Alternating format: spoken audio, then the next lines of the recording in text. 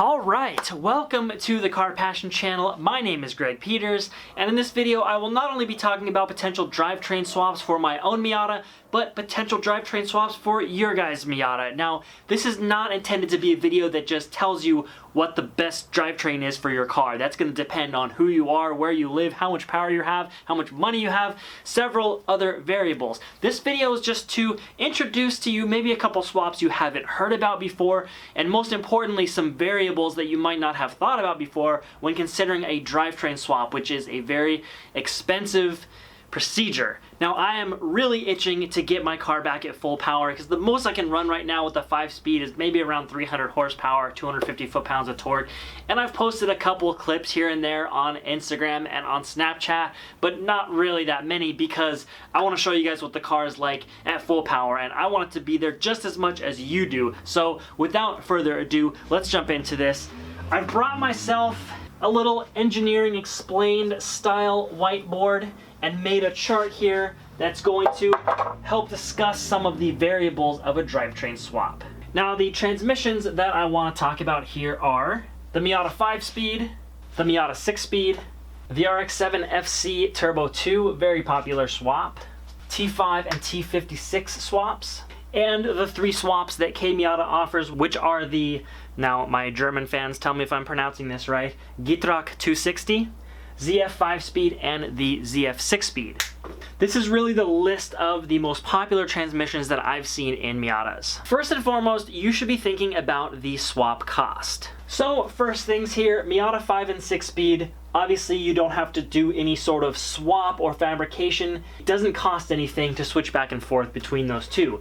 The RX-7 Turbo 2 trans, you're looking at roughly $1,300, not including the transmission. That's for an adapter plate, a clutch disc, and don't forget, everything from here on, if you do those swaps, you are deleting the PPF, which means you need a transmission mount and a differential mount. So that's kind of factored into that approximate price point.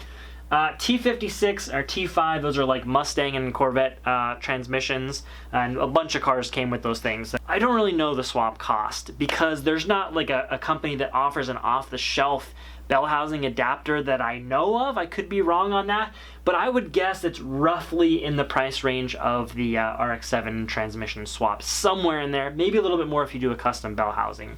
And then you have the Miata swaps, which are a little bit more expensive. The 260 comes out of an E30, and these came out of E46s and E36s. Note that the 6-speed swap is not available yet, but I would think it's going to be the same as a 5-speed swap about. Next 2 things you want to consider: transmission cost and transmission availability. Just because some of these transmissions are really strong doesn't mean you are not going to break one or have some sort of non-power related failure. So you have to think about, in the case that you lose one of these transmissions, if one of these is very rare and hard to find in your area, you got to think about that. Or if one is expensive and you're thinking, oh, it's only a one-time cost, you know, it's bulletproof, just remember that you might have to replace it. So it's something you want to think about. Now, how much do all these cost? This is all going to vary based on what part of the world you live in. You know, do you have access to lots of junkyards or not really, or do you have to have it shipped to you? So I'm not even going to put that in there right now because those are like wild variables. That's something that you have to figure out on your own. The next thing you have to think about is how much torque they can hold, and that's where the Miata transmissions tend to fall short. Based on my research, people that I know that have blown up 5-speeds, 240 foot-pounds, you're pretty safe there. Above that, you're playing with fire. Yes, some people get away with more, but I've seen many of them fail at 260 to 290 foot-pounds, like big time. The 6-speed, for hard use, I'd say 280 foot-pounds. The 6-speed is pretty safe too. Like I said, lots of people running them at 300 plus foot-pounds, but I've seen failures at that 280 level, you know, 280 to 300. The FC Turbo 2 trans, I've personally seen builds doing 350 plus hard driving with reliability. They can probably do more than that, but you know, this is just my own research, so you guys gotta do your own research on this kind of stuff. The Mustang and Corvette and the GTO, those transmissions, people are doing a lot of horsepower, 1,000, I don't even know. They hold a lot, enough for your Miata. And then you have the BMW Transmissions. I've seen plenty of E30s making 500 horsepower, you know, at least 350 foot-pounds of torque, if not more, with reliability. These transmissions also came out of E32s, which is a 7 Series. It's like a 4,200 pound car in the manual version. So those are pretty stout. And then the ZF 5-speed, the ZF 6-speed, very, very strong transmissions. We've seen 800,000 horsepower E46s with stock transmissions at the drag strip, just putting abuse through those things. So yes, those are very strong.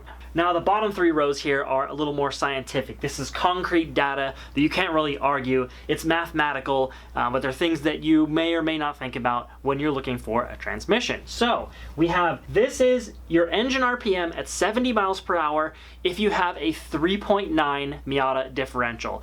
I chose the 3.9 because it is the most common diff to have if you've got a turbocharged Miata, and it's also the easiest to find. Here in the US, we didn't really get the 3.6s, so they're harder to find. It's more rare.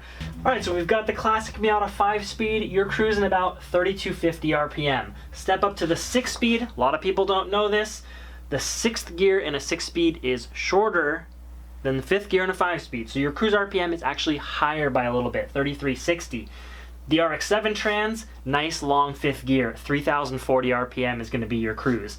T5 and T56, you've got a variety of ratios with these. It could be anywhere from 2,000 RPM to about 2,700. This 2,000 RPM is the longest ratio T56, which has got like a point, it's a double overdrive, it's got 2 overdrive gears. So you got a lot of variety with gearing with those T transmissions. The 260.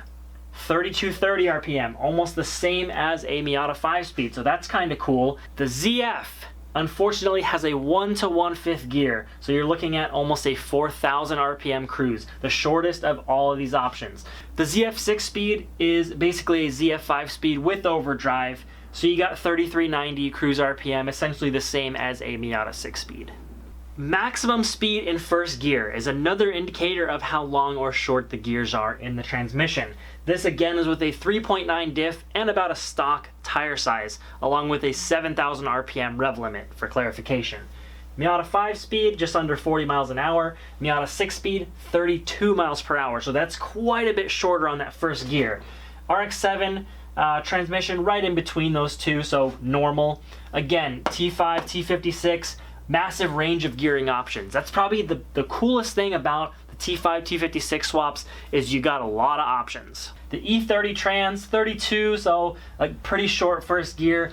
ZF 5 and 6 speeds, 29 and 28 miles per hour. Ridiculously short gears on those. And that's because the BMWs that they came with very long diffs. Like 2.9s a lot of them had, and taller tires as well, because they come with 17s and 18s. So those transmissions are geared very short. What that does is basically if you're doing a ZF swap, you have to do a diff swap as well, because you're gonna have ridiculously short gears if you run a Miata diff.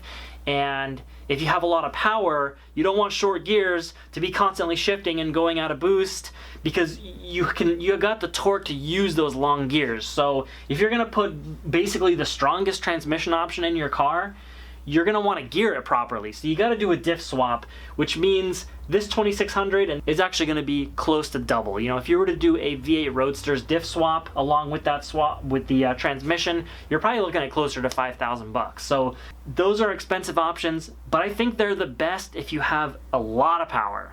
But that's enough talking about crazy numbers. Let me bring it back down. Here are a few key things that I want you to think about and look for.